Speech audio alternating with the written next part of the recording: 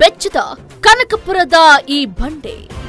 ಕೈ ಮುಗಿದರೆ ತಲೆಬಾಗೋ, ಕೈಯ ಹಿಡಿದು ಮುಂದೆ ಸಾಗೋ ಕನಕಪುರದ ಬಂಡೆ ಇವನು, ಕನ್ನಡಿಗರ ಮನಮಗನು. ಕಾಂಗ್ರೆಸ್ ಪಾಲಿನ ಟ್ರಬಲ್ ಶೂಟರ್ ಡಿಕೆ ಶಿವಕುಮಾರ್. ಲೀಡರ್ಗಳಿಗೆಲ್ಲ ಮಾಸ್ ಲೀಡರ್ ಬಂಡೆತಿಯ ಬಂಡೆ.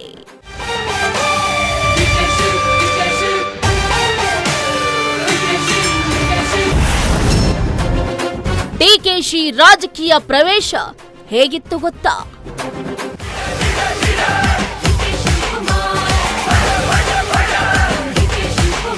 ರಾಜ್ಯ ರಾಜಕಾರಣದಲ್ಲಿ ದೊಡ್ಡಾಲಹಳ್ಳಿ ಕೆಂಪೇಗೌಡ ಶಿವಕುಮಾರ್ ಅವರದ್ದು ದೊಡ್ಡ ಹೆಸರು.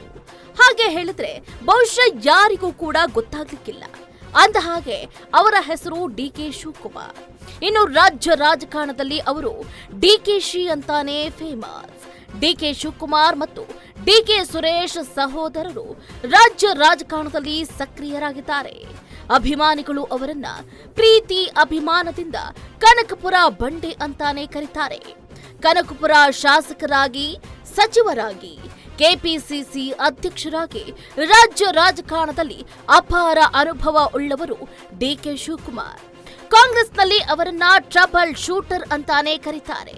ಸದ್ಯ ರಾಜ್ಯದ ಸಿಎಂ ಹುದ್ದೆಯ ಮೇಲೆ ಕಣ್ಣಿಟ್ಟಿರುವ ಡಿಕೆಶಿ ರಾಜಕೀಯ ಪ್ರಯಾಣ ಹೇಗಿತ್ತು, ಅವರ ರಾಜಕಾರಣದ ಏಳು ಬೀಳುಗಳೇನು ಹೇಳ್ತೀವಿ ನೋಡಿ.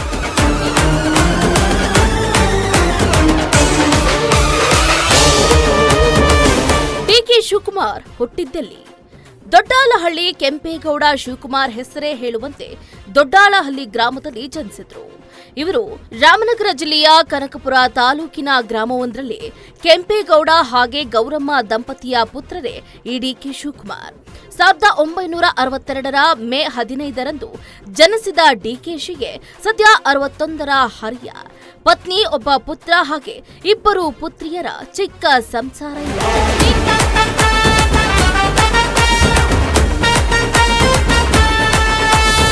ಡಿಕೆಶಿ ರಾಜಕೀಯ ಪ್ರವೇಶ. ಡಿಕೆ ಶಿವಕುಮಾರ್ 7 ಬಾರಿ ಶಾಸಕರಾಗಿ ಆಯ್ಕೆಯಾಗಿದ್ದಾರೆ. 1985ರಲ್ಲಿ ಮೊದಲ ಬಾರಿಗೆ ಆಗಿನ ಸಾತನೂರು ವಿಧಾನಸಭಾ ಕ್ಷೇತ್ರದಲ್ಲಿ ಜೆಡಿಎಸ್ ವರಿಷ್ಠ ಮಾಜಿ ಪ್ರಧಾನಿ ಎಚ್.ಡಿ. ದೇವೇಗೌಡರ ವಿರುದ್ಧ ಸ್ಪರ್ಧಿಸಿ ಸೋತಿದ್ರು. ಬಳಿಕ 1987ರಲ್ಲಿ ಸಾತನೂರು ಕ್ಷೇತ್ರದಿಂದ ಬೆಂಗಳೂರು ಗ್ರಾಮಾಂತರ ಜಿಲ್ಲಾ ಪಂಚಾಯಿತಿ ಸದಸ್ಯರಾಗಿ ಆಯ್ಕೆ ಆಗೋದ್ರ ಮೂಲಕ ರಾಜಕೀಯಕ್ಕೆ ಪ್ರವೇಶ ಮಾಡಿದ್ರು. ಬಳಿಕ 1989ರಲ್ಲಿ ಸಾತನೂರು ವಿಧಾನಸಭಾ ಕ್ಷೇತ್ರದಿಂದ ಗೆದ್ದು ವಿಧಾನಸಭೆ ಪ್ರವೇಶಿಸಿದರು.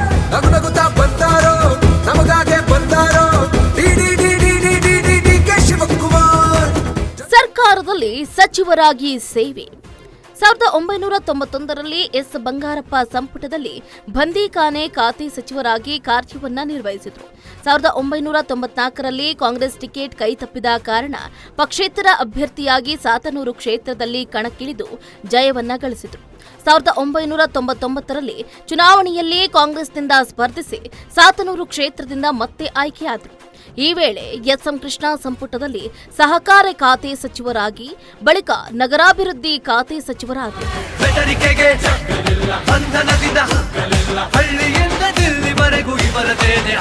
ಸಚಿವ ಸಂಪುಟದಲ್ಲಿ ವಿವಿಧ ಖಾತೆ ನಿರ್ವಹಣೆ. 2008 ಕ್ಷೇತ್ರ ಪುನರ್ವಿಂಗಡಣೆ ಬಳಿಕ ಕನಕಪುರದಿಂದ ಸ್ಪರ್ಧಿಸಿ ಗೆಲುವನ್ನ ಸಾಧಿಸೇ ಬಿಟ್ರು. 2013ರ ಚುನಾವಣೆಯಲ್ಲಿ ಗೆದ್ದ ಬಳಿಕ ಸಿದ್ದರಾಮಯ್ಯ ಸಂಪುಟದಲ್ಲಿ ಇಂಧನ ಖಾತೆ ಸಚಿವರಾದರು. 2018 ಮೈತ್ರಿ ಸರ್ಕಾರದಲ್ಲಿ ಎಚ್.ಡಿ. ಕುಮಾರಸ್ವಾಮಿ ಸಂಪುಟದಲ್ಲಿ ಜಲಸಂಪನ್ಮೂಲ ಮತ್ತು ಕನ್ನಡ ಹಾಗೆ ಸಂಸ್ಕೃತಿ ಇಲಾಖಾ ಸಚಿವರಾದರು. 2020 ಮಾರ್ಚ್ 11ರಂದು ಕರ್ನಾಟಕ ಪ್ರದೇಶ ಕಾಂಗ್ರೆಸ್ ಸಮಿತಿ ಅಧ್ಯಕ್ಷರಾಗಿ ನೇಮಕಗೊಂಡು ಪ್ರಸ್ತುತ ಅದರ ಜವಾಬ್ದಾರಿಯನ್ನ ಹೊತ್ತಿದ್ದಾರೆ.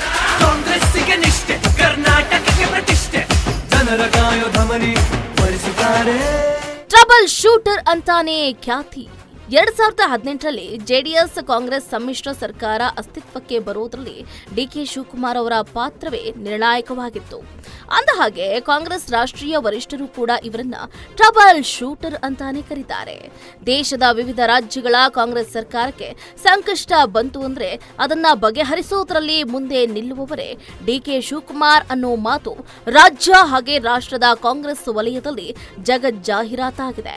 2017ರಲ್ಲಿ ಗುಜರಾತ್ ಗುಜರಾತ್ನ ಕಾಂಗ್ರೆಸ್ ಸಂಕಷ್ಟಕ್ಕೆ ಒಳಗಾದಾಗ ಇವರೇ ಸಹಾಯ ಮಾಡಿದ್ದು. ಗುಜರಾತ್ ರಾಜ್ಯಸಭೆ ಚುನಾವಣೆ ಸಂದರ್ಭದಲ್ಲಿ 42 ಗುಜರಾತ್ ಕಾಂಗ್ರೆಸ್ ಶಾಸಕರನ್ನ ಬೆಂಗಳೂರಿನಲ್ಲಿರುವ ರೆಸಾರ್ಟ್ಗೆ ಸ್ಥಳಾಂತರಿಸಿದ್ದು ಇದೇ ಡಿಕೆ ಶಿವಕುಮಾರ್.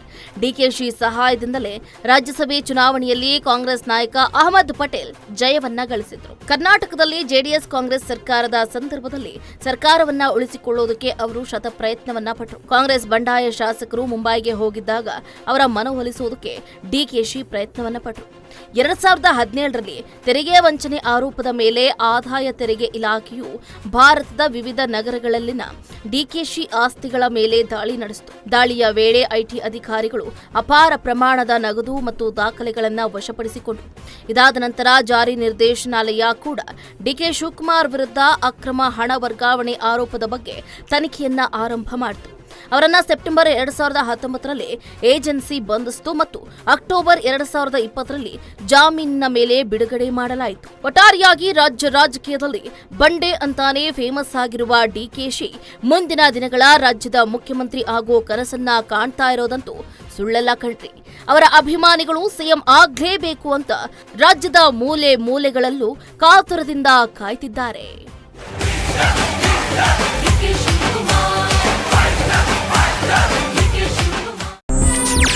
ಹೆಚ್ಚಿನ ಸುದ್ದಿಗಳಿಗಾಗಿ ನಮ್ಮ ಚಾನೆಲ್ನ ಸಬ್ಸ್ಕ್ರೈಬ್ ಮಾಡಿ.